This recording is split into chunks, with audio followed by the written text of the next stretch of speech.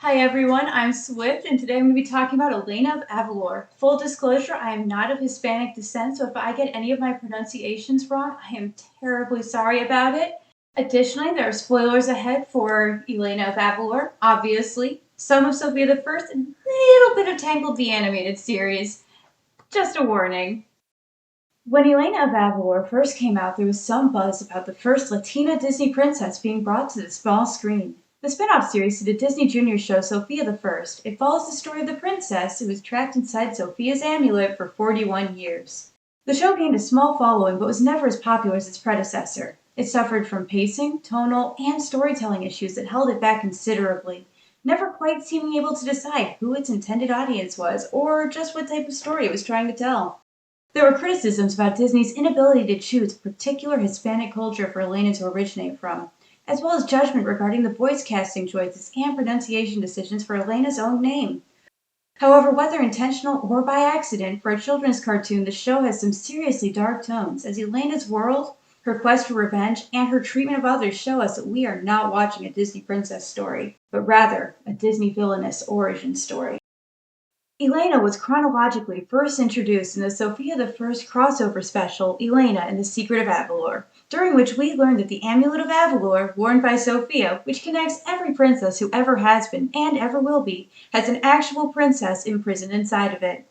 41 years before the events of the special, Elena's kingdom was invaded by the evil witch Shariki, voiced by Jane Fonda, who murdered Elena's parents in front of her. In order to buy time for the rest of the family to escape, Elena confronts Shariki herself and is seemingly killed. In reality, the Amulet of Avalor intervened and trapped Elena inside of itself. In the meantime, the rest of the royal family are trapped inside of a magic painting by the royal wizard Alakazar, who didn't have time to send them away. Alakazar takes the amulet, knowing Elena is trapped inside, and brings it to Enchantia, where it eventually falls into the hands of Sofia. Shariki, meanwhile, becomes a dictator and rules over Avalor with an iron fist. She outlaws music and magic and enslaves magical creatures to create gold and treasures, all while erasing traces of the old royal family and keeping absolute order. In the present, Sofia, the storykeeper of the secret library, is alerted to a story that is ready to have a happy ending. Alcazar, having turned himself into a magic spirit book, tells her about the princess trapped in her amulet and how Sofia must travel to Avalor to free her. Sofia ultimately travels to Avalor and frees the princess from her amulet with the help of Alcazar's grandson, Matteo. So, Elena is free, everything is fine, and the heroes devise a plan to take out Shariki, right? Nope. The very first thing Elena does after being freed is ditch Sofia and Matteo in order to try and cast the instant death spell on Shariki that Shariki used on her parents. Literally. This is our first glimmer of an idea that this girl is driven by revenge. Ultimately, Elena admits that she needs help and works with Matteo, Sofia, and the townspeople to come up with a plan to win. The entire city is rallied under their savior, the lost princess, to storm the castle. The royal family is freed from the magic painting, and her cousin Esteban, who works as Shariki's right-hand man, helps them to defeat her. Sofia never learns that Elena was going to Avada Kedavra Shariki, and they ultimately defeat Shariki by shattering her wand and making her age rapidly, and then fall Disney Death style to her presumed doom. From here, the TV show begins, framed as a story about the goofy, fun, magical princess adventures of a crown princess learning to be queen along with her gaggle of teenage friends. It is not that. In order to understand what makes Elena the next evil queen, we need to go over the world of Avalor and the people who live in it. Avalor, as a kingdom, is a cultural amalgamation of multiple Latin countries, taking inspiration primarily from Mexico, but also from other Mesoamerican countries and cultures, with pyramids based on the site of Tikal, a palace based on Spanish colonial architecture, and a pastel-painted city with clay rooftops. The set makers clearly had a lot of fun and provided a ton of eye candy. The world is unquestionably beautiful, but despite the bright colors and fun designs, Avalor is not a happy place. The premise is incredibly dark, and its characters are ones who are greatly shaped by that. We have a cast of characters who are free for the first time in 41 years from extreme oppression. And yet the show so aggressively glosses over this fact it comes off as tone deaf, creating extreme dissonance in the stories it tells. This tone deafness and the unsettling darkness of Avalor are especially illustrated in Elena's supporting cast. Gabe is probably the most glaring case of tone deafness. Gabe is a brand new royal guard whose first day on the job was Elena's first day as crown princess. At face value, he's the big friendly jock guy character who's there to protect Elena from danger.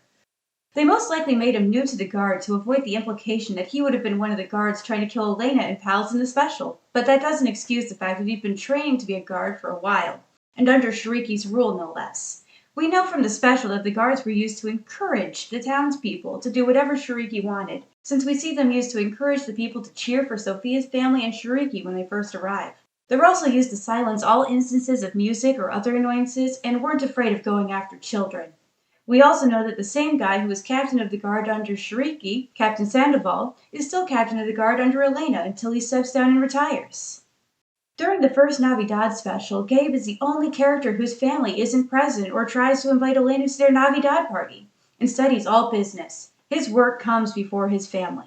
A couple episodes later, we meet Gabe's family, a pair of bakers. His father is notably a former pro volleyball player. Gabe's father disapproves of Gabe being a member of the Royal Guard, and it's played off as his dad wanting him to have gone into sports or baking. But given the dark undertones of the show, it honestly seems more likely that his dad is horrified that his son is a brainwashed grunt of Shiriki, who was probably handpicked for the job based on his athletic skill and his father's former fame. Gabe is also notably extremely skeptical of magic, something that shows up a lot with his bickering with Mateo, constantly questioning why they should use a magical solution, or making it clear that he doesn't believe Mateo can be trusted with big tasks, out and out laughing at him in Season 3 episode Captain Mateo, when it's suggested that Mateo be put in charge of hunting a pair of evil wizards. It's probably his Shiriki-influenced training and upbringing that resulted in this. Mateo returns as the newly appointed royal wizard.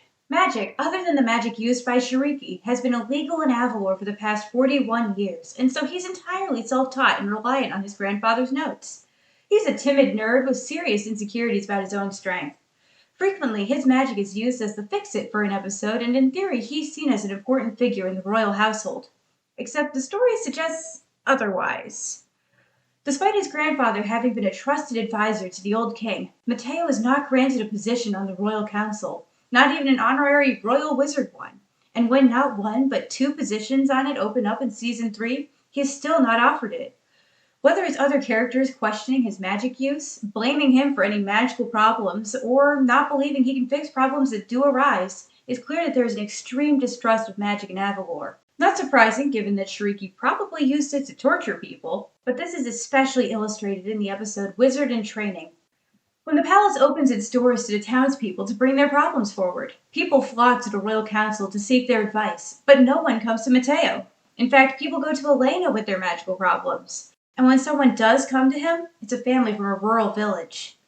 Magic may be legal again, but it is not accepted in Avalor. Later on, when the evil Ash Delgado and her daughter Carla need to replace their tamburitas, which are basically magic wands, after losing them in a fight with Elena, they go to an ancient Malvago who informs them that he only has 1 tamburita to spare. 3 to 4 years after the fall of Shiriki, tamburitas still are not being made. Secret wizards are not popping out of the woodwork. Either they are still in hiding, or Shiriki killed every last one of them. It isn't until Season 3, Episode 21, that Mateo meets another wizard, and only because Mateo personally invited him from another kingdom. This is 4 years after the fall of Shiriki. Before that, there is no episode about Mateo meeting other wizards, hidden ones in Avalor or ones from a foreign land. All of his magical tools or knowledge come from things his grandfather left behind. Even both sides of his magical robes were his grandfather's originally. This overall distrust of magic is especially jarring when we remember that Elena takes place in the same universe as Sofia the First, where magic is incredibly common and we meet multiple witches, wizards, and sorcerers from all over the world, and even visit the Sorcerer's Academy. Elena, as Crown Princess, is clearly making no effort to change that distrust either. While she encourages Mateo to be more confident when they are alone together, she almost never vouches for him when others question his magic. It can be inferred that she isn't doing much to improve the public's impression of magic either, or to restore magic to Avalor. Naomi, being a foreign teenager from definitely not Arendelle, Norberg, actually survives the tone deafness. She's here to be the young, outsider voice of reason to Elena and her family on the Royal Council, and she's sharp as a tack. A tack we'll be pinning and coming back to later. Issa is Elena's super genius younger sister, and like Elena, due to having been magically imprisoned for 41 years, hasn't aged at all. Unlike Elena, however, she had no awareness of what was going on in the world outside of the painting, while Elena had some degree of awareness when she was trapped in the amulet. This means that for Issa, at the start of the series, her parents have only been dead for about 4 months, as opposed to the maybe 40 years of limbo state it has been for Elena. During the first Day of the Dead episode, they actually handle her struggle with loss very nicely, and she's honestly one of the best characters in the show. As with Naomi, however, we'll be coming back to her.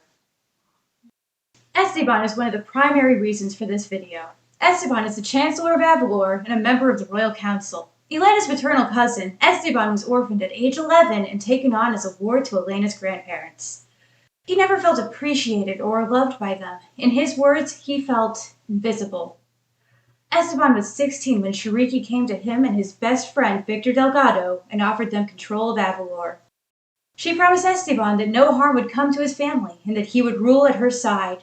He agreed and helped Shariki inside Avalor. Shariki then killed the entire royal family, and Esteban was forced to be her right-hand man. At Shariki's order, he exiled his best friend Victor and stripped him of his land and title. He kept the peace for Shariki by keeping the people in line, cleaning up her messes, and probably did all kinds of unspeakable things for her in order to ensure his own survival, and the survival of his family members trapped inside the enchanted painting. When Elena and the others are freed, he keeps it a secret from them that he was the one who let Shariki into Avalor, knowing that they would never forgive him. Then he's used as comic relief or as a mean older figure who disagrees with Elena and Naomi's wild young people ideas, which, given the weight of his backstory, hurts. Don't get me wrong, it's supposed to be a lighthearted kids show, but when we have more focus on his pompous and vain nature rather than on his past with Elena, it feels like we're missing out on something. We never get one flashback showing young Elena and Esteban interacting, despite the fact that we know a model for young Esteban exists. We really have no idea what their relationship was like when they were young. If Elena is to be believed, they were like siblings. If Esteban is to be believed, they ignored him and treated him like someone who didn't belong. Which I suppose is the way some people treat their siblings. But we have no idea what the truth is. The tone deafness continues with his still being Chancellor. The show does its best to gloss over the fact that technically only the Queen has been swapped out as far as the power structure in Avalor goes, meaning that all of the high-ups in Avalor were hand-picked or approved by Shariki. Esteban is still Chancellor. Dona Paloma is the Magister of Trade, for 13 years no less. Captain Turner is in charge of the harbor. Captain Sandoval is in charge of the guard. We don't get to see too much of who else is in charge, but we can probably assume not much has changed, which is only a little bit unsettling in our happy-dappy kids show about princess adventures. In Season 3, Elena gains the power to see into the past and learns Esteban's dark secret, her reaction to which is something we'll be coming back to. Victor and Carla Delgado are the secondary antagonists of the show, and are a father-daughter pair bent on seizing the throne and taking back what they deserve. Victor's father was the royal treasurer of Avalor 41 years ago, but after Shariki came, he and his family lost everything. After surviving the special, Shariki comes to them and makes a deal. If they can bring her back a magical gemstone powerful enough to make a new wand, she will make them her royal Malvagos when she retakes Avalor. They then proceed to muck this up in a Team Rocket-like fashion, but do eventually succeed after tricking our heroes, becoming powerful Malvagos in the process. Although seemingly selfish, Victor and Carla care a great deal for each other and regularly sacrifice victory or their own safety to protect one another. After Shariki's second defeat, they are eventually reunited with Ash Delgado, Victor's wife and Carla's mother, who proves to be more ambitious than the other two can keep up with. Their fate in Season 3 is another thing we'll be coming back to. I know I'm pinning a lot for later, just trust me on this. Now that we have gone over the world and Elena's friends, it's time to look at Elena herself. Like most Disney princesses, Elena is in theory a carefully concocted and likable teenish female with just the right sprinkling of unique traits to make her special. Unfortunately, somewhere in there something went wrong. At first glance, she is a somewhat reckless go-getter who will do anything to protect her people and her family. She wants to be the one to solve her people's problems hands-on. She is sympathetic to the problems her people face. She's supportive of her friends and, in theory, listens to their advice. She's a creative thinker who comes up with solutions no one else would when problems arise. Throw in some cool magic powers and she shows a lot of promise for an era looking for strong female role models.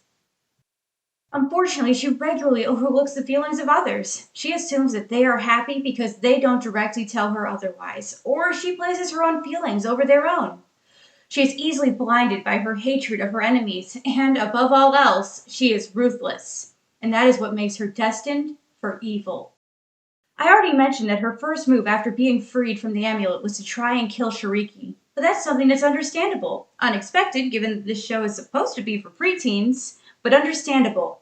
Shariki killed her parents and led her to being trapped in an amulet for 40 years after all.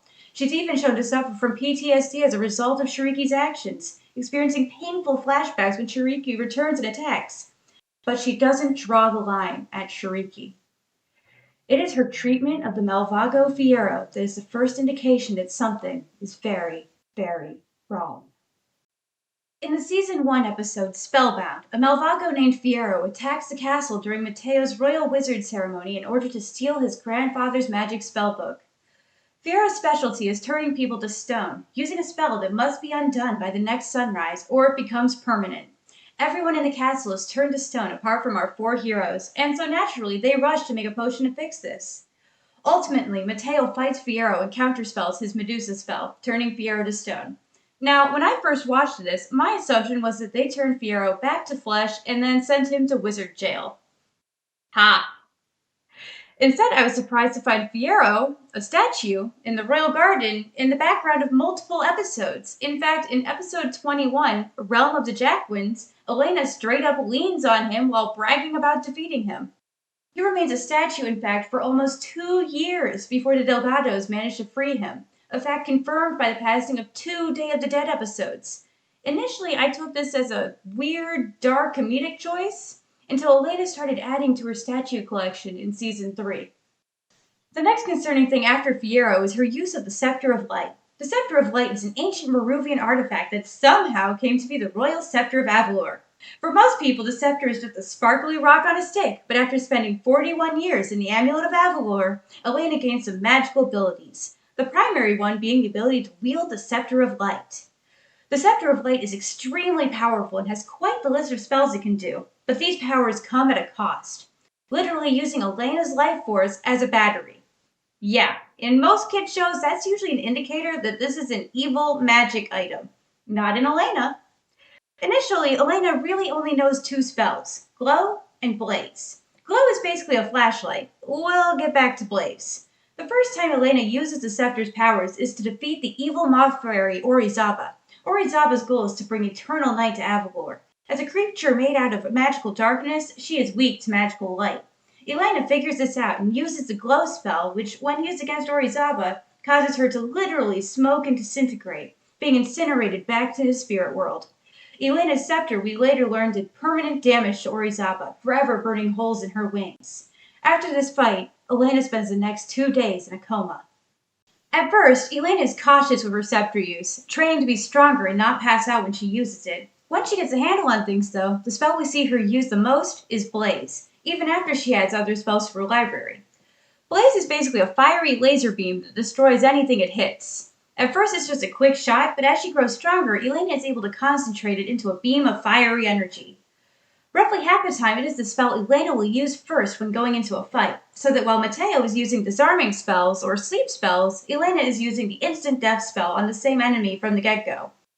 And she doesn't even have to rely on her magic. She's so skilled with a sword, she's won a tournament against much more experienced fighters. In fact, after looking over Elena's 24 scepter fights across all 3 seasons, in 14.5 of them, the first spell she uses is Blaze. And all 14.5 of those blazes directly target a person or creature, and not like debris or something that would lead to a non-lethal victory. You can even argue that the data here is skewed, because in episodes that focus on a particular character, like Mateo or Naomi, Elena will inexplicably not use her magic at all in the fight, or will somehow wind up disarmed by the enemy. This way her friends look capable in the episode, because holy crap does the power balance in this show suck. And apparently the only way to fix it the writers could think of was to just not have Elena fight at all when they wanted someone else to look good. Here I have counted her combative spell usage across all 3 seasons. Bear in mind, Elena has numerous spells that never get seen in combat. Reveal, Illuminate, Farsight, Bloom, Ignite, and Seal. With clever thinking, Elena could definitely make use of them. Or the writers could have just given her a stun spell instead of a certain death one. So while other teen hero type characters typically use non-lethal attacks on their enemies or cleverly work out ways to bonk the enemy on the head or imprison them, Elena goes in aiming to kill. During the times when other teen heroes used dangerous attacks, it was only ever against monsters or people who their attacks wouldn't straight up kill. Elena almost never uses her utility skills in combat situations. Instead, Elena throws blaze at ordinary humans. There are multiple times where Blaze would have straight up killed the enemy if it wasn't for sheer dumb luck. In The Jewel of Meru, Elena hits Carla at point blank range in the chest. Fortunately for Carla, she was holding the magical Jewel of Meru, which deflected the spell into the ceiling, because otherwise she would have been straight up dead. P.S. Elena definitely didn't know that's what would happen. At this point in the series, by the way, Carla is an entirely non magical, unarmed 16-year-old girl, and Elena just fired the magical equivalent of a gun at her. Because that's okay. In Season 2, we see Elena truly kill someone with the scepter, Shiriki. As with all good villains, Shiriki wasn't truly dead after the special and came back with vengeance. After losing to Elena in her initial face-off, Shiriki decided that she needed a scepter of her own, and got herself the Scepter of Night, the evil counterpart to the Scepter of Light. Overlooking the Sundrop Moonstone similarities, the Scepter of Night is sold to us as being the evil equivalent to the Scepter of Light, with its handful of known spells being destructive or harmful to people, because the Scepter of Light is so nice. After a series of episodes where Elena and pals scramble to get to the Night Scepter before Shiriki and her gang, Elena and friends fail, and Shiriki successfully gets it. But she unfortunately doesn't know how to use it and goes underground, presumably to learn to use it and be back in time for the big season finale fight. Ha! No. This series' sense of pacing is so weird that the big face-off of the legendary scepters is in the mermaid-themed mid-season finale, where they aggressively glue a pretty cool mermaid subplot together with the scepter. While vacationing at their summer palace in Nueva Vista, Elena gets wrapped up in a subplot of mermaid Sirena racism, while her paternal cousin Cristobal conspires behind her back with Shiriki. 41 years ago, Cristobal agreed not to fight Shiriki or for the throne. As Elena's paternal cousin, he would have been in line for the throne, in exchange for cash. Once Shiriki was overthrown, his bank account dried up. But on her return, she promised him the cash would start flowing again, provided he helps her kill Elena. And they nearly succeeded, capturing the royal family and Elena's friends. With the help of the Sirenas, Elena saves her friends and the royal family and goes to face Shiriki. The pair of them face off in an epic battle, riding jackwinds through the city, blasting spells at each other while their allies battle each other on the ground. Finally, Shiriki downs Elena's jackwin and pursues her on foot up a tower, where Elena's scepter isn't working properly after getting hit by Shiriki. Shiriki uses Demolish. Elena desperately tries to use her Vanish spell and just manages it. Shiriki thinks she's won, but then Elena appears from behind her and blasts her with the Concentrated Blaze spell. A scream and a flash of light later, and all that remains of Shiriki is the indestructible gemstone from her own scepter. Shiriki is straight up dead. She is not imprisoned in the gemstone, or banished to the spirit world, or any other nice way of doing away with your enemies. She's dead. Other Disney princesses, if their villain dies, it's usually either the result of the villain's actions or because someone else killed them. Hence the Disney fall death being such a common trope. The only other princess who kills her villain is Mulan, and she's a freaking soldier. An argument could be made that Rapunzel kills Zantiri and that Sofia kills Vor in their respective TV series, but both of those were straight up end-of-the-world scenarios that would have resulted in the end of everything. And Vor was technically already dead. If anything, Sofia banished a ghost. Elena would have killed Shiriki's Jacqueline Mount Cruz as well, but at that point, she was too exhausted from killing Shiriki with her literal life force draining magic wand of death. It's in Season 3 where we see Elena spiral downward. At first, the season starts out pretty standard. Elena gets her scepter repaired after it was damaged by Shiriki in their big fight. They sort of ship Gabe and Naomi, maybe? Victor and Carla are their prisoners, and Ash Delgado is up to no good. Then Episode 6 comes along. Episode 6, The Magic Within, is the point where this show just goes completely bonkers, and where Elena finally shows us just how obsessive, revenge-driven, and cruel she can be. The episode begins with the royal family prepping for the Carnival celebration while Elena is using her Farsight spell to track Ash Delgado through the jungle while her friends watch. This isn't too unusual for Elena, until it turns out that she has been doing this literally all day, and not only forced her friends to watch, but skipped out on her royal carnival planning obligations to do so. Her friends try to convince her to stop, and only succeed once her grandfather comes in looking for Elena. Elena insists she needs to keep looking because Ash is the worst threat our kingdom has ever faced. Once she promises everyone she is done scrying, the moment they leave the room, she uses Farsight to look for Ash again, which conveniently has her find out that Ash is going to a place called Takayuna, the Well of Crystals, which is the place where the ancient Maruvians made all their powerful magical artifacts. Elena grabs Mateo and the two hurry off to face Ash. The two of them go to the well and fight Ash, but during the fight, Elena is thrown into the Well of Crystals itself. The well gives her the ability to use magic without it costing her life force, as well as an outfit and scepter redesign and incredible new magical powers. Using her new powers, Elena defeats and captures Ash. From here, Elena returns to the palace to focus on Carnival and celebrate beating Ash, but quickly discovers her new magical powers are crazy hard to control. By the way, we're 10 minutes into the 40-minute special. Her emotions make crazy things happen. Her dress changes color to match any burst of great emotion, and her powers go off to reflect that. Her immense joy turns her dress yellow and causes flowers to bloom, butterflies to spawn and flit around her. Oh, and for her to bewitch the entire palace into singing and dancing with her and to bring an inanimate statue of an alpaca mundi to life. The alpaca creature, Flo, is one of the most aggravating creatures I have ever seen in fiction, and I'll be getting back to her. Elena's fear and stress turn the dress purple and make items fly off the walls. Her sadness does basically the same thing, but in blue, and sometimes with rain. Her orange rage throws people and objects, and frighteningly, like joy, also brings creatures to life. Elena also finds out that she has new scepter powers as well, including one that lets her see into the past. Esteban, remember, has kept it a secret for the past 45 years now that he was responsible for Shariki coming into Avalor, and is indirectly responsible for the death of Elena's parents. It turns out the day it all happened was in fact Carnival. During dinner, Esteban dodges a question about what he was doing that day 45 years ago, and Flo the alpaca creature encourages Elena to use the past sight spell to see for herself what happened. Esteban tries to stop her, but Elena casts it, revealing to everyone his dark secret.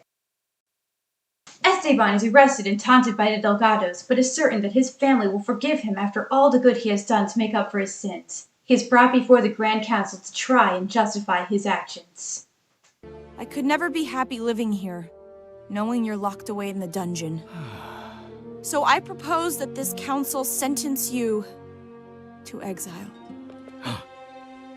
You will be expelled from Avalor and sent far away to live out your days in isolation on Soledad Island. Elena freaking exiles him to an island literally named Solitude Island because she can't bear to see him in the dungeons, and this is so much better for her. Esteban, who disarmed Shariki in the special, making it possible for Elena to win. Esteban, who helped her stop jewel thieves. Esteban, who helped capture Victor when Ash attacked. Esteban, who has shown himself to be an ally to Avalor time and time again, only faltering to protect his secret once. Esteban, who 45 years ago as a dumb 16-year-old was tricked into believing his family would be okay by the first person who bothered to treat him as someone important. The show even already removed him from the theme song for the episode, for God's sake. Elena goes on to continue Carnival celebrations, and Esteban, rather than being sent to Loneliness Island, escapes with the Delgados. Elena, on learning of their escape, enters a rage so extreme it causes all of the Carnival flows to turn into actual giant flesh and blood monsters that proceed to rampage through the city. One of the creatures has the royal family trapped on its back. The creatures are so powerful that Mateo's magic is useless against them. Mateo figures out that Elena's emotions are the key to fixing the problem, and with the first creature gets her to calm down long enough to sedate it. She hurries to go stop the other creatures and to save her family. Only, on the way, the royal family is put in further danger, and Elena loses control of her powers again in a fit of panic. Rocks fall from above, nearly crushing Elena, the royal family, and the escaping Delgados. Elena doesn't know what to do, terrified that her emotions will just create even more disasters. Flo points out that Elena made her, and she apparently isn't a disaster. Mateo reminds Elena that her magic can be used for good. She just has to channel good emotions, specifically the ultimate power emotion in any franchise, love. Only, unlike every other character who uses love as a power ever, Elena doesn't know how to find love in a crisis. To make matters worse, before Mateo can begin the usual speech about love being in your friends and family that one would expect from something like this, Flo interrupts. Flo interrupts by singing the lullaby Elena's dead mother sang to her 45 years ago, and that is how Elena feels the love. The Dead Mom song bothers me so much. It claims to be how Elena channels love, and it is repeatedly shown to be the only surefire way to get Elena to calm down, but it is inherently wrapped up in her hatred of Esteban and what he did to her and her family. I mean, yeah, other shows have shown us that it's perfectly healthy to nostalgically remember your long dead mom with music, and that has absolutely no bearing on how you feel about the characters who took her from you. Anyways, Elena's dress turns pink with love, and she channels the nostalgic memory of her dead mother to not only call them rampaging monsters, but to turn them back into floats. With 3 minutes left in the episode, Ash Delgado tells Victor, Carla, and Esteban that she plans on going back to the Crystal Well in order to get the power to defeat Elena. Victor refuses, saying that he has had enough. Ash turns him to stone, and Carla refuses to go with her. Esteban rides off with Ash in order to escape the encroaching guards. Elena and friends find Carla with her father's stone body, and we get this scene. Carla explains to Elena that her mother did this to Victor, and that she thought Ash loved them. Elena says that she understands what it's like to be wrong about family, clearly thinking of Esteban. In tears, Carla begs Elena to undo the spell on Victor, swearing that she will do anything Elena asks. Elena, looking away, says she'll deal with her later. It is that scene right there that damns Elena. Later episodes show us that Elena did not turn Victor back from stone. Just like Fiyero, he is on display in the castle garden. Carla hasn't appeared on the show since and is rumored to appear in the upcoming episode The Lightning Warrior, which is episode 23 of the season. That is 17 episodes of her imprisonment, during which time we've had a Hanukkah episode. Victor has been a statue for nearly an entire year. So many other shows for both adults and children would have had Carla become an ally, or at the very least would have had the hero grant her one request. Elena has no reason not to undo the spell. Without a Tamburita, Victor is harmless, and an apologetic Victor and Carla could lead her to Ash and Esteban. But Elena doesn't want to stop Ash, or at least not as much as she wants others to pay for the injustices she has faced. And with her new powers, that makes her especially dangerous. In Captain Mateo, we see another glimpse of this as she chases Ash and Esteban back to Taquina. Esteban begs Elena for forgiveness, explaining that he only ran because he didn't want to be sent to that island. Elena becomes enraged, refusing his apology, and loses control of her powers. Mateo, Ash, and Esteban are thrown wildly around the room. Elena calms herself down by singing the Dead Mom song, accidentally dropping Esteban into the Crystal Well. Now Esteban has powers too, which, from a writing standpoint, could be seen as a cool way to make him an actual threat to Elena. Only his powers are so incredibly low tier compared to Elena's that he's literally not even a little bit of a threat to her. All he can do is teleport. Esteban's grand new powers are that he can teleport himself and others Nightcrawler style, and only if he has his staff. He uses this teleporting to escape with Ash, and Elena pursues in an orange rage, followed by a trail of floating rocks. Gabe is only able to calm Elena down by singing the Dead Mom song with her while she nearly yeets him. Thanks to her magic mood ring dress, we know that just the sight of Esteban fills her with immense rage. It also tells us what she doesn't feel, and that she doesn't feel sorrow for nearly hurting Gabe and Mateo with her powers. In episode 11, Dreamcatcher, that shows us in full force that Elena only cares about her own feelings and not about capturing the bad guy or what others might be going through. It also shows us how unbelievably powerful she has become. In Dreamcatcher, we learn Elena has chosen to bottle up her emotions in an attempt to control her powers. This has disastrous results as a dream she had manages to manifest itself into the real world. Before that, though, we see a lot of concerning things. Issa shows Elena sketches she did of their family, including one of Esteban. Ooh, hey, that looks amazing. Is that a weird thing to say about a sketch of myself? No, I made one of everyone in the family. Look, here's Abuelo, Aww. Abuela, Aww. Esteban. Why did you sketch him? Oh, I made this before we knew that he... Betrayed our family? Led Shariki to our parents and lied about it for over 40 years? I'm sorry. Forget you even saw it. Of course there isn't. I slept so badly last night I'm seeing things. And there are some things I'd rather not see. I've been thinking about Esteban a lot lately, and I was hoping we could Issa, talk... I don't want to talk about him. Ever again. Okay. I don't even want to hear his name. Later, Elena reveals to Issa that the reason she's afraid to talk about Esteban is because it will set off her magic and cause something crazy to happen, so she has chosen to bottle up her emotions. While explaining that Esteban in particular upsets her, vines rise up and threaten to entangle Issa. Issa promises never to speak of Esteban again so as to keep Elena from losing control of her powers. However, burying emotions is bad, and more things from Elena's dreams start appearing in the real world. With the help of her spirit guide Zuzo, Elena figures out that the dream is a manifestation of her pent-up emotions, and that the toucan creature represents Esteban. That this toucan squirrel creature represents Esteban says a lot about how Elena views Esteban in general. He is a small, harmless pest, vain and arrogant, but responsible for destroying her family. Like Esteban, the creature makes her behavior rationally angry, and she even tries blazing it in the dream world, even though that would probably destroy her mother's tiara. When the toucan itself appears in the real world and messes with Issa, Elena's rage hits a peak and the castle garden begins to rise up into the air with Issa and the toucan on board. Issa asks Elena what is happening, and Elena blames Esteban for all of this. Her powers explode around them, bringing flowers to life and killing them, and teleporting Esteban himself there. Just watch what happens. Esteban.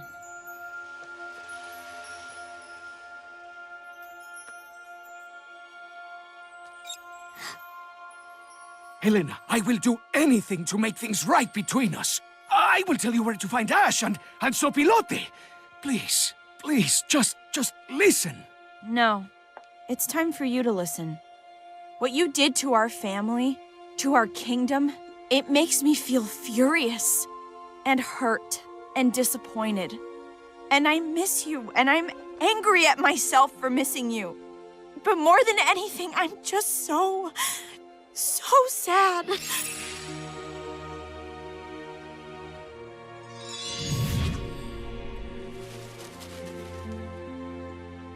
I wish I could take back everything. I wish you could too, but you can't. I'm sorry, Prima. Prima, as far as I'm concerned, you are no longer familia.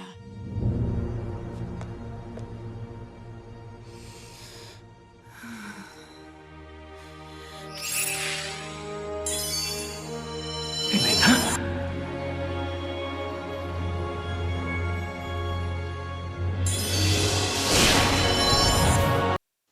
Elena doesn't care about beating Ash, or about Esteban's perspective. Elena cares about being the self-righteous victim. She wants to cut out anyone who has ever wronged her from her life, and do it herself. She refused help from Carla and kept Victor stoned. She's unsympathetic to Carla and Esteban's personal losses and struggles and places her own laws above theirs. I'm not saying that she should be all forgiving. I'm saying that she doesn't even try. And against logic and reason is allowing Ash to continue to run free despite claiming that her goal is to capture her. She has now had 2 different instances of Ash's location being literally offered up to her on a silver platter by would-be allies. But in her morally superior mind, Elena is refusing them on the grounds that Carla and Esteban are apparently beyond redemption. And in doing so is turning Esteban into a villain of her own making. What's worse is that he still loves her, even after the Dreamcatcher fiasco. In Spirit of a Wizard, Esteban stops Ash from hurting Elena more than once. Not that Elena noticed. I have a horrible suspicion that Esteban will end up on the wrong end of Blaze in the series finale, while all of Elena's friends cheer her on for having done such a great thing, because Elena is always framed as being good. Her actions are always justified by the world around her, and I can't help but wonder what would happen to Mateo or Gabe or Naomi if they ever did anything to upset her. The thing that they forgot to give Elena when they made her that every other Disney princess has is empathy. And that is what dooms her to joining the ranks of the evil queen, Maleficent, and Ursula. Whether it's Snow White stopping to help the baby bird, Rapunzel listening to and genuinely being supportive of the dreams of the Bard thugs, or Belle's concern for the servants, princesses of each era have put their own interests aside to help others in both big ways and small. It's not always especially obvious, but one of the core defining qualities of a Disney princess is kindness, no matter what they have personally gone through. Elena's treatment of her friends shows us time and time again that she may go through the motions of caring or being sympathetic, But when it matters, she either ignores their feelings or was the cause of their hurt to begin with. She regularly puts her own interests ahead of those of her friends, or doesn't trust their judgment. Each of her closest friends has an episode that really highlights this unfortunate reality. It is now we come back to Issa. Elena is regularly supportive of Issa's inventions and ideas. However, when Issa is upset, she has very obvious tells that they keep consistent, that Elena almost never catches on to. In the first Day of the Dead episode, Elena didn't realize how affected Issa was by the loss of their parents, and was surprised to learn that Issa didn't want to come to the Day of the Dead celebration. This is forgivable. Everyone grieves differently. But when just 2 months later, at Navidad, Elena, after agreeing to do Buenas noches at Issa's friend Christina's house, Elena takes that back minutes later because she gets another set of invitations, breaking Issa's trust. Issa is an 11-year-old girl who is getting over the loss of her parents and her entire world being different. Issa has made a connection with Christina, and Elena made a promise. Christina's family has come to visit from a faraway village. Instead, Elena is more interested in how fun each of her other friends' parties sound than about her sister's happiness and mental health. As Elena's friends are singing about how fun their Navidad parties are, Issa realizes that Elena might go back on her word and encourages Christina to sing about how cool her party is too. Ultimately, the lesson isn't about Elena honoring her promise. Instead, she comes up with a crazy big party to celebrate with everyone at the same time, because at the end of the day, the main problem isn't that she broke Issa's trust, it's that Elena wants to go to all 4 Navidad parties because they all sound fun. It's about what Elena wanted. This is in direct contrast with Elena's parents' show, Sofia the First, where, in a tale of two teams, when Sofia needs to choose between her village friends and her royal ones for whose team to play Dazzle Ball on, she chooses her village friends because they are who she promised first, even though it might hurt the feelings of her royal friends, where she might have had more fun on the royals' team. Matteo. While there has been the repeated pattern of Elena encouraging Matteo when they are alone, but failing to defend him when in a group, it is the Season 3 episode, Spirit of a Wizard, that is the giant WTF with him. Elena tries to scry Ash and Esteban, but finds she can't because they are using a spell to hide themselves from her. Elena goes to Matteo for help, and he explains that he isn't a skilled enough wizard, but that a master wizard like his grandfather would have been able to help. But unfortunately, he's dead. This is where Elena responds with, "Oh, no, he's not dead. He's a book in Sofia's library. I can write her to send it to me." I'm sorry, what? This is 4 years since the special. Elena knows Matteo idolizes his grandfather and wishes he could have met him. So much of Matteo's identity is wrapped up in who his grandfather was, and she never told him about the book? The book arrives, and Matteo casts a spell to make Alcazar into a spirit, and the pair of them hit it off and start talking magic. Only it's realized that the secret library was the only thing keeping the book from falling apart. So Matteo, Alcazar, and Elena have to go and get ingredients to make a potion to turn Alcazar back into an actual person before he literally disintegrates. The entire time, Elena is constantly nagging them about wanting to be able to scry Ash and wanting them to focus on her problem rather than bonding. Matteo is for the first time meeting not only his idol, but someone who appreciates him for his skills and shares his same interests, and all Elena cares about is being able to spy on Ash. She can't even wait the 2 hours it'll take to turn Alcazar back into a person. Tragically, after they turn Alcazar back into a person, the bad guys attack and Alcazar sacrifices himself to save Matteo from a killing shot. Ash and the others escape with Elena's scepter. Matteo breaks down because his grandfather just died in his arms and because he knows he doesn't have the skill to beat Ash. Elena does make an attempt to encourage him, but when he doesn't budge immediately to go get her scepter, she leaves him alone, crying. But because friendship? He snaps back off screen and helps her get the scepter back. Because, again, the real important thing is Elena's problems. Ironically, I don't think they even solved the scrying problem on screen. Naomi's issue is a matter of trust and is broken across 2 episodes, both in Season 2. Episode 7, Rise of the Sorceress, and Episode 25, Naomi Knows Best. In Rise of the Sorceress, Carla has used a disguise spell to pretend to be a girl named Rita. Naomi is super suspicious of her and tries to tell Elena. Only Elena doesn't believe Naomi until it's too late, and Carla has gotten Shariki that gemstone she wanted, allowing Shariki to restore herself to full power. At the end of the episode, Elena promises to begin again with Naomi and to trust her in the future. Yeah, she doesn't. In fact, the whole basis of the Season 2 finale is that Elena receives a letter from a neighboring kingdom claiming to have captured the Delgados. Naomi thinks it's a trap, but Elena doesn't trust Naomi's judgment and, sure enough, walks into a trap. Elena apologizes again for not believing Naomi. Only this time, Naomi takes the blame, saying that she shouldn't have backed down so easily. And believe it or not, she continues to not trust Naomi's decisions into season 3, despite the fact that Naomi is almost always right.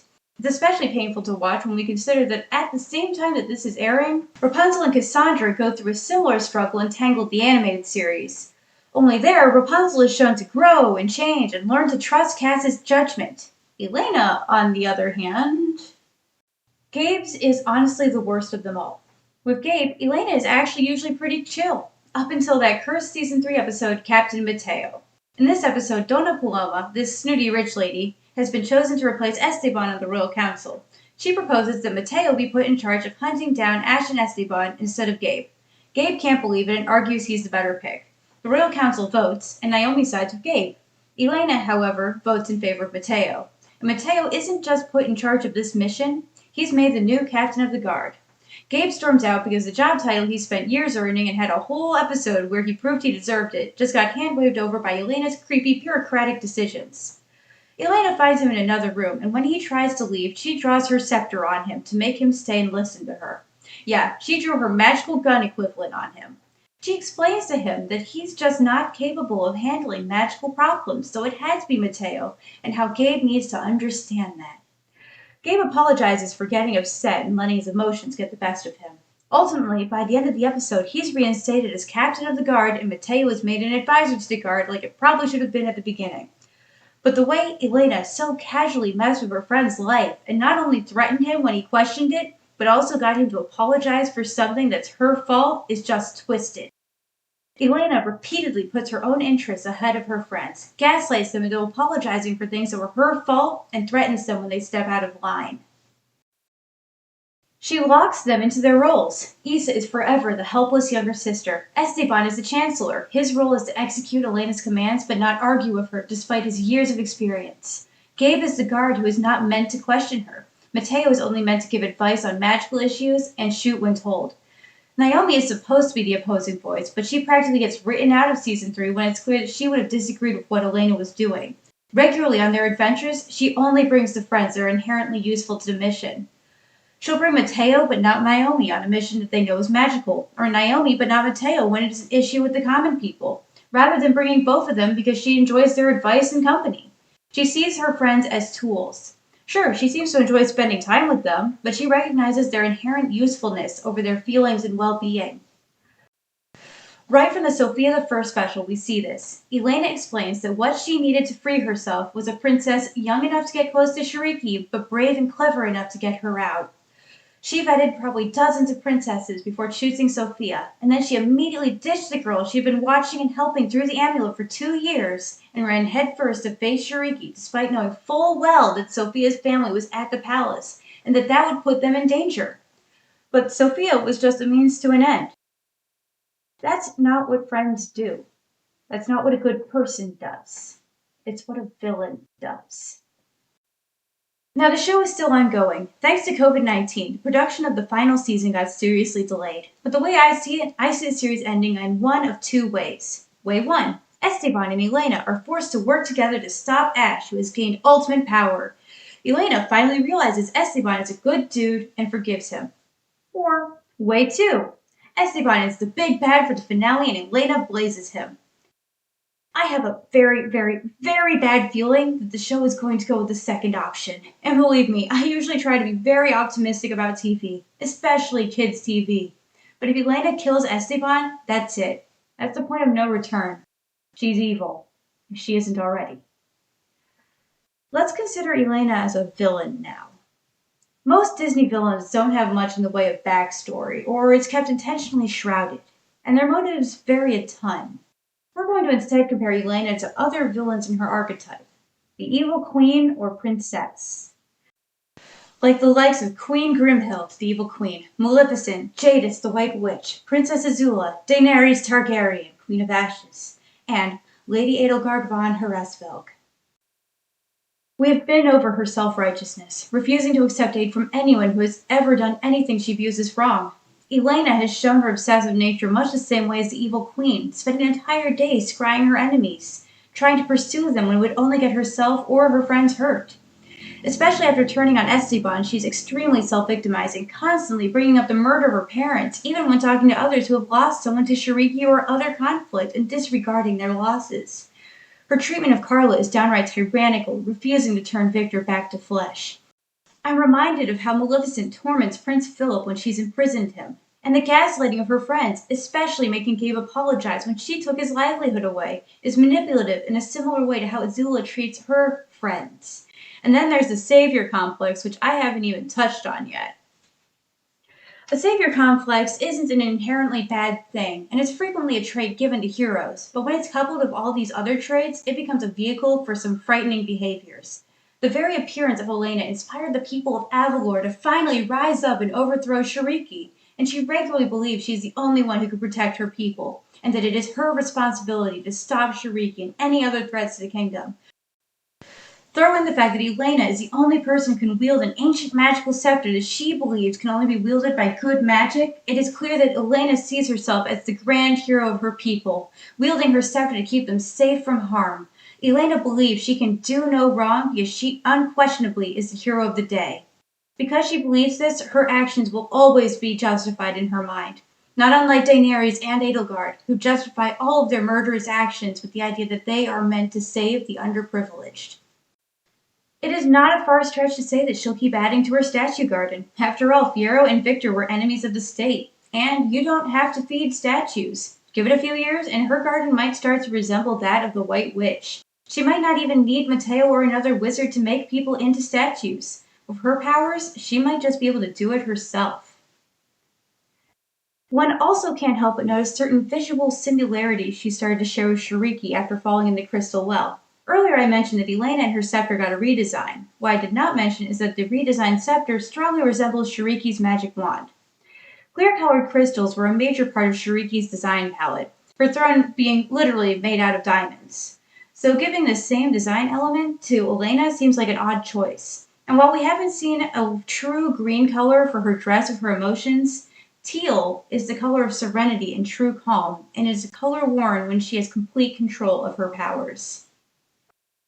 Elena's power set, even before falling into the well, has terrifying implications if she's a villain. With Farsight, she can see literally anyone just by thinking about them, as well as into their past, so there is no keeping secrets from her. Blaze can one-shot her enemies. Seal can imprison people inside impenetrable prisons of crystal.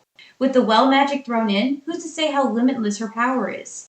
We know that she can bewitch others into feeling the same emotions as her, and that she doesn't even have to be feeling that emotion at the time. It can be fed to her victims as long as she was feeling the desired emotion when she made the food she feeds them. Imagine an army of soldiers filled with the same righteous rage as their queen, or prisoner made to feel immense self-doubt or sorrow. Perhaps the most frightening thing she can do now is create an intelligent life that is loyal to her and doesn't cost her life force to create. One of the consequences of the magic within was the creation of Flo. In theory, Flo is just like Olaf from Frozen, a childlike creature of good intention who serves as comic relief and occasionally says unexpectedly wise things. Only Flo is not like Olaf, and not just because she is infinitely more annoying. Where Olaf clearly draws his own opinions on people and has unique emotions and experiences separate from Elsa's, Flo does not. Flo regularly feels identically to Elena about serious matters, and frequently encourages Elena's darkest thoughts and emotions, like in this scene where she talks about Ash and Esteban. You're worried I might get upset and bring something to life again? Mm-hmm. Hey! You brought me to life, and I am awesome! If I do say so myself. And I do. So do I, Flo. Now, what you should be worrying about is that evil wizard Ash. I mean, sure, you caught 2 out of 3 and decorated your garden with one of them. But Ash is still out there, traipsing around Avalor with that terrible traitor cousin of yours. Esteban. Elena? Ow! Oh, no. Flo has never met Ash. What she knows about her comes entirely secondhand, but she has clear hatred and resentment of her and triggers an emotional response from Elena. Flo is the one who recommends the Dead Mom song as Elena's way to calm down. Flo's emotions are the same as Elena's, or at least greatly drawn from them, and she is completely loyal to Elena.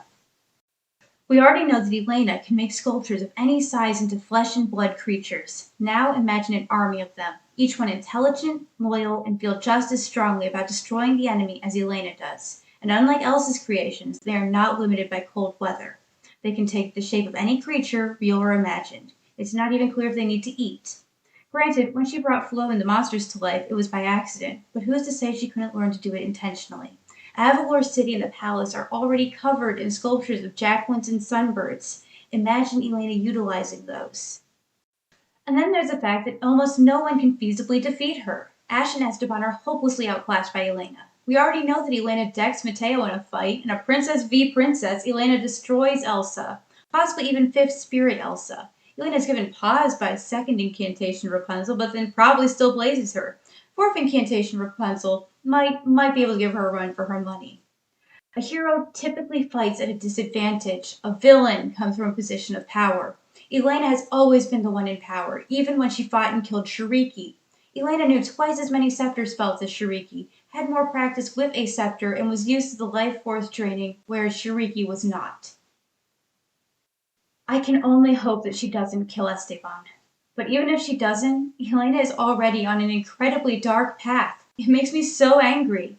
I want so badly to like Elena of Avalor. I love Sofia the First, and watching Sofia helped me through some of the most stressful points in my life. I wanted so badly for Elena to be just as lovable as her. I love her world. All of her side characters are filled with life and potential, but Elena herself was created with a rotten core. They went in only wanting to make a strong female character and failed to consider what strength actually looks like. And then that they made this for preschoolers who are the most impressionable of all audiences? I am so sorry for the Latino community that this is their princess. I hope that Disney gives them the movie princess that they deserve. The TV show may end with Elena's coronation as queen, but I can imagine what the world looks like just a few years later. I see a queen who seemingly doesn't age, magic radiating around her. It's only grown stronger with time. They say that if you anger her, then the last thing you'll ever see is her dress glow orange. When you're brought in front of her, she speaks of family and love. The small, colorful creature whispers things about you in her ear before she draws her scepter. The last word you hear is blaze. The castle garden is filled with statues of those who have wronged Elena. Some have been there for almost a decade. The javelins are torn between their loyalties to the people of Avalor and to Elena herself. Chief Miggs sides with the people, King Skylar with Elena. Sometimes you can see them fighting each other in the sky. The people are too scared to step out of line or to even consider doing anything to upset the power balance. The queen can see anything in the past or the present. There is no keeping secrets from her. Anti-scrying charms are sold on the black market at a premium. Most of them don't work. Captain Gabriel Nunez stands at his queen's side as an ever-loyal guard, sending his magically trained guards out into the streets to find dissenters. Naomi Turner became chancellor shortly after Esteban was killed, but now she knows better to speak up against her queen's ideas. And Princess Issa, too smart for her own good, questions her sister's actions, but never voices her fears. Instead, she designs the infrastructure that makes Avalor strong, building structures shaped like beasts so that in the event of war, Elena can awaken them to defend Avalor. And then I see Mateo, the royal wizard who, perhaps after his known rebel mother speaks out of turn, sees her punished unfairly. In a moment of clarity, he sides with the long-forgotten prisoner, Carla Delgado. They attack the queen, but fail, fleeing Avalor. Elena declares Mateo Malvago and sends her loyal, trusted guard after him. Mateo is forced to travel across the ocean to the kingdom of Enchantia to ask the help of the princess who wears the one item in the world powerful enough to defeat the queen. And the story ends as it began, with the royal wizard of Avalor appealing to the princess of Enchantia. And Sofia, the sworn protector of the Everrealm, storykeeper of the secret library, and bearer of the amulet of Avalor, is forced to trap the very princess who chose her for her great destiny. Together, they face her. And Sofia, aided by her friends and family, driven by the love she has for them, is victorious. Elena is trapped in the amulet once more. Only to be honest, I'm not sure the amulet is strong enough to hold her anymore.